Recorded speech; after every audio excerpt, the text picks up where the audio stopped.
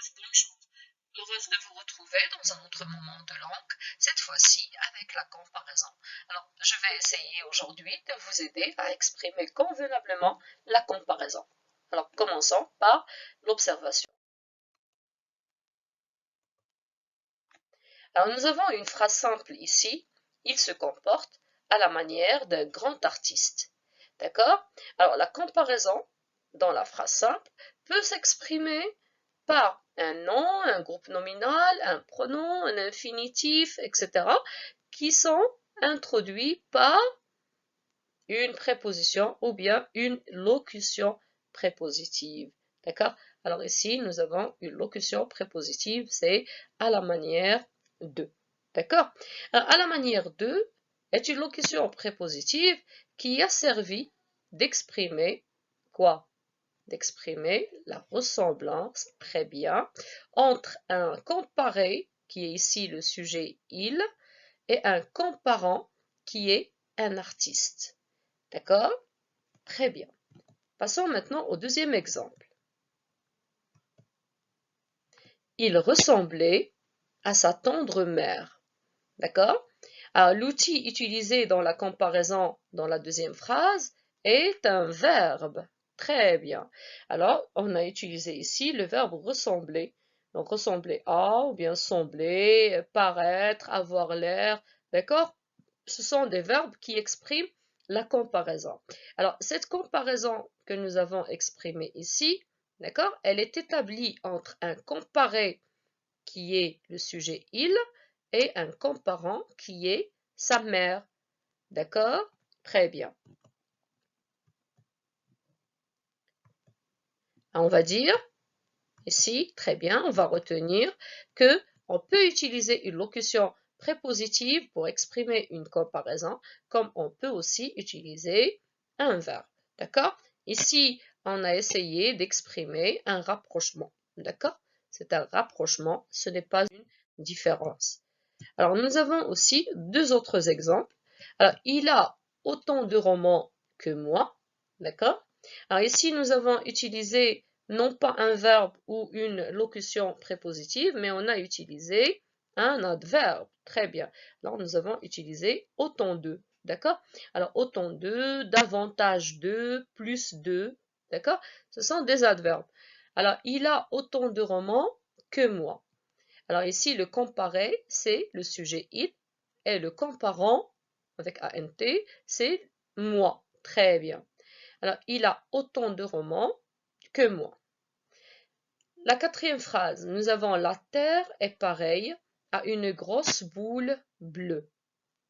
Très bien. Alors, l'outil utilisé ici, c'est un adjectif, d'accord? Pareil à, d'accord? Alors, l'adjectif pareil à, c'est un adjectif qui s'accorde. Très bien. Donc, il s'accorde en genre et en nombre avec le nom auquel il se rattache. Pareil à, c'est comme tel, c'est comme semblable à, d'accord, etc. Très bien.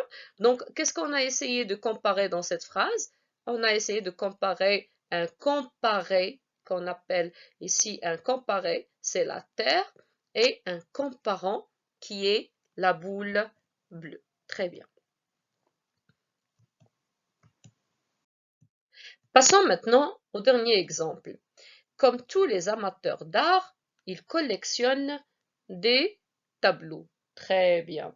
Alors ici, nous passons à la phrase complexe. Et qu'est-ce qu'on a utilisé ici? On a utilisé un complément circonstanciel de comparaison, d'accord, qui montre les circonstances dans lesquelles on a comparé la collection des tableaux que fait ce monsieur, le il que nous avons ici. Donc la phrase, elle peut être écrite de cette manière. Donc on peut commencer par il collectionne des tableaux comme tous les amateurs d'art. D'accord? C'est comme quand je dis par exemple à la manière de tous les amateurs d'art. Alors on a comparé le sujet il ici à des amateurs d'art qui sont les comparants. Très bien.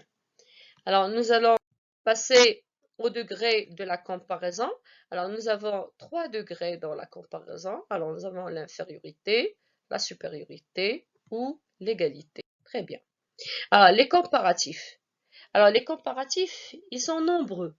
D'accord? On peut utiliser de nombreux comparatifs. Vous les avez déjà étudiés en classe. Alors, nous avons plus que de, plus de que, moins de que, moins que, d'accord? Moins de que de, aussi que, autant de que, etc., etc. Très bien. Donc, ce sont des comparatifs qui aident à exprimer un degré, d'accord, de comparaison de l'adjectif, pardon. Les deuxièmes outils qu'on peut utiliser et que vous avez aussi étudié en classe, ce sont les superlatifs. Alors, les superlatifs, ils peuvent être absolus ou relatifs. D'accord? Alors, qu'est-ce que nous avons dans le superlatif absolu? Alors, regardez l'exemple. Cet article est le meilleur.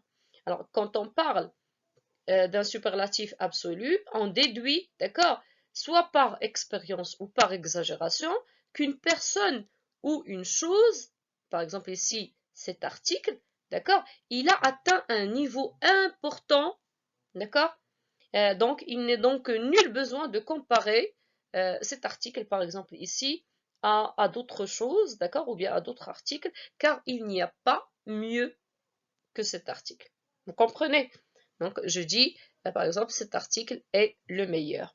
Alors, pour les superlatifs relatifs, alors on peut, par exemple, voir la phrase, la deuxième et la troisième phrase. Nous avons le Covid-19 est l'un des virus les plus dangereux de ce siècle.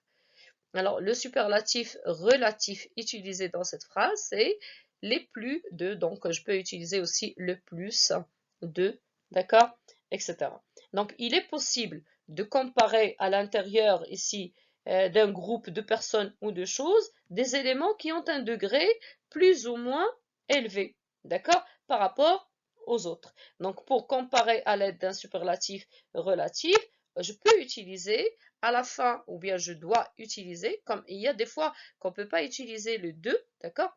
Alors, je peux utiliser la préposition de, ou bien des, ou bien du. D'accord? Comme dans l'exemple que vous voyez ici. Alors, dans la dernière phrase, nous avons c'est la moins intelligente.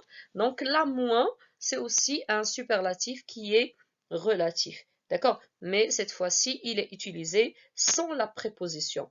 Alors, nous avons ici l'ensemble des éléments que nous voulons comparer. Donc ici, ça englobe, c'est une ellipse, donc elle contient une ellipse ici. Donc je pouvais dire par exemple, c'est la fille la moins intelligente, par exemple, en parlant de quelqu'un dans un groupe, d'accord? Donc le comparatif, ou bien pardon, le comparé, il est utilisé avant le comparatif, d'accord? Donc, je peux ne pas utiliser la préposition parce que là, j'ai pas mentionné la fin de cette phrase. Donc, la phrase, elle est terminée après intelligente. C'est la moins intelligente. Alors, si je voulais ajouter, par exemple, le lieu ici, alors c'est la moins intelligente de la classe. D'accord? Alors, je peux utiliser la préposition de, comme on a vu ici. Alors, nous allons rédiger une petite règle, d'accord? Alors, dans laquelle on va essayer d'expliquer ce que ça veut dire comparer, d'accord? Et puis dire par quels éléments on peut exprimer la comparaison, à part ceux qui étaient déjà étudiés en classe pour les élèves de troisième année.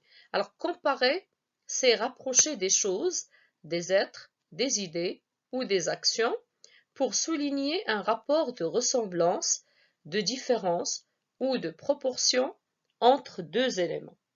Alors, quand je dis le verbe comparer, alors comparer, qu'est-ce que cela veut dire? Cela veut dire rapprocher, créer un rapprochement entre des choses, d'accord? Des choses, ça peut être des objets, et ainsi de suite, des êtres, donc des personnes, des animaux, etc., des idées, donc je peux comparer aussi les idées de quelqu'un par rapport aux idées de quelqu'un d'autre, d'accord? Ou des actions des hommes, hein, quelqu'un qui a fait quelque chose, des actions des élèves, par exemple, je peux aussi les comparer, etc. Alors, pour souligner plusieurs rapports, alors je peux souligner un rapport de ressemblance, d'accord? ou bien un rapport de différence ou de proportion. D'accord?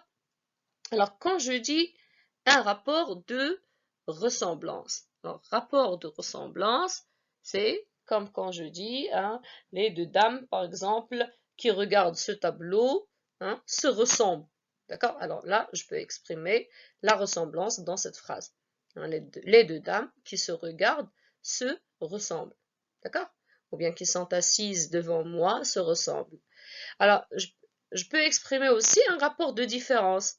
Je peux dans la même phrase dire que les deux dames qui sont assises devant moi ne se ressemblent pas ou bien sont différentes. Donc j'exprime la différence. D'accord? Alors, mais si je veux comparer l'une par rapport à l'autre, alors je vais parler ici de proportion. Alors je vais dire que par exemple, la dame qui est assise à mes côtés, d'accord, est plus belle que l'autre. D'accord? Alors là, j'ai comparé ou bien j'ai voulu souligner une proportion. D'accord? Alors la comparaison peut s'exprimer par. Alors, on a vu, elle peut s'exprimer par des comparatifs et des superlatifs, mais on va ajouter aussi à cela par deux indépendantes coordonnées, d'accord? Deux indépendantes coordonnées par, oui, très bien, par ainsi ou bien par de même, d'accord?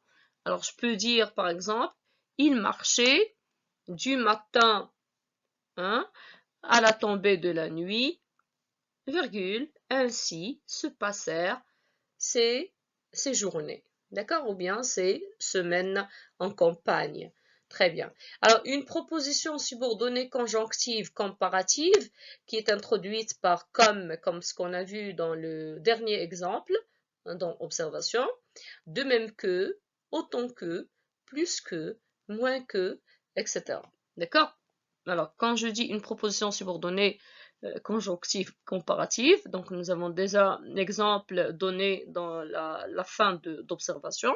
Je peux ajouter à cela aussi un autre exemple et dire par exemple, elle fit le chemin à pied ainsi qu'elle l'avait fait la semaine dernière, par exemple. Parce que ainsi que peut aussi introduire une proposition subordonnée conjonctive comparative. Ici, nous avons seulement ainsi, d'accord? À ne pas confondre. Alors là, dans la troisième règle, nous avons une subordonnée conjonctive hypothétique introduite par de même que si, autant que si, comme si, plus que si. D'accord? Alors, qu'est-ce qui fait de cette subordonnée conjonctive une subordonnée conjonctive hypothétique? D'accord? Hein? C'est la conjonction que nous avons ici, si. D'accord? L'ajout de cette conjonction de condition ou bien d'hypothèse hein, indique que nous avons une subordonnée conjonctive hypothétique. Donc, je peux dire, par exemple, elle pleurait comme si tous l'avaient abandonné. D'accord? Comme si tous l'avaient abandonné. Donc, j'ai utilisé comme si. Très bien. Alors, je peux utiliser aussi deux indépendantes juxtaposées. D'accord? Alors, je peux dire la fille est calme, virgule, le garçon est bruyant. D'accord? Alors, ce sont deux indépendantes juxtaposées. La juxtaposition, elle est marquée par la virgule dans la phrase que je viens de dire maintenant. D'accord? Mais si on cherche à connaître ce qu'on a exprimé dans cette juxtaposition, donc je peux souligner une comparaison. D'accord? Je peux souligner qu'il y a vraiment une comparaison. Très bien. On va passer maintenant à ce qu'on a déjà appris ou connu au début de cette leçon. Donc, on peut exprimer des degrés dans la comparaison à l'aide de comparatifs ou de superlatifs de l'adjectif qualificatif. D'accord? Alors, qu'est-ce que nous avons ici? Alors, les comparatifs, nous avons comparatif de supériorité, tel que plus que, par exemple. Comparatif d'infériorité, alors moins que, à titre d'exemple. Comparatif d'égalité, comme aussi que, etc. Alors, nous avons ici le superlatif relatif, alors la plus de, ou bien le plus des, d'accord, ainsi de suite, ou bien superlatif absolu, le meilleur. D'accord? Très bien. Alors maintenant, nous avons une application. Alors, l'exercice 1, c'est un exercice qui est très facile, c'est un exercice qui est très facile. C'est un exercice seulement de repérage, d'accord? Alors, vous avez 4 phrases ici. Vous allez essayer de repérer les comparaisons et de dire par quel moyen, d'accord, chacune est exprimée. Ça veut dire quel est le moyen que nous avons utilisé dans chaque phrase pour exprimer la comparaison. C'est très facile. Je sais que vous savez déjà la réponse. Alors, le deuxième exercice, c'est un exercice qui est un peu plus difficile. D'accord? Alors, construis à chaque fois une phrase avec plus que et moins que. Alors ici, nous avons le verbe compter, compter dans la vie, et nous avons deux mots, argent et bonheur. Alors, j'ai confiance, alors nous avons toi, lui. Nous avons travaillé, nous avons ici il. Très bien. Alors, je vais vous montrer comment vous pouvez faire cet exercice. Alors, nous avons ici argent et bonheur. À votre avis, qu'est-ce qui compte le plus dans la vie? C'est l'argent ou le bonheur? Très bien. Donc, on peut dire que le bonheur compte plus, d'accord, que l'argent dans la vie. D'accord? Et on peut changer et dire l'argent compte moins que le bonheur dans la vie. C'était seulement pour vous aider que je vous ai donné la réponse à la première phrase. Très bien. Alors, passons maintenant à l'exercice 3. Alors, que dira la mère d'un élève en le comparant à ses amis? D'accord? Donc, supposons qu'il y a devant vous une mère d'un élève qui compare son fils à ses amis. Alors, écrivez son énoncé. Vous utilisez l'un des moyens qui sont déjà utilisés et expliqués dans cette séance. Le dernier exercice, c'est l'inverse du troisième. Donc là, je vais vous donner l'énoncé et vous êtes appelé à chercher la situation d'énonciation. Alors, j'aime plus les crêpes que les pancakes. Alors, quelle est la situation d'énonciation dans laquelle cet énoncé a été donné? D'accord? Voyons ici, donc j'aime plus les crêpes que les pancakes. Alors, nous avons utilisé un comparatif, d'accord? Il y a un jeu qui parle. Alors, imaginez qui peut être ce jeu, à qui parle-t-il et que fait-il dans cette phrase? Très bien.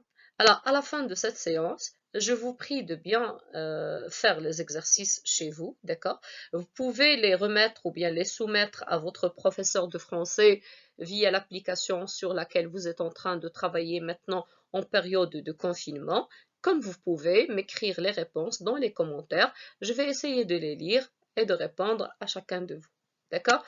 Je vous remercie de votre attention. N'oubliez pas de prendre les précautions nécessaires. Lavez-vous souvent les mains, d'accord? Ne sortez pas et demandez à vos parents de ne sortir qu'en utilisant une bavette. Que Dieu vous protège. Au revoir. À la prochaine séance.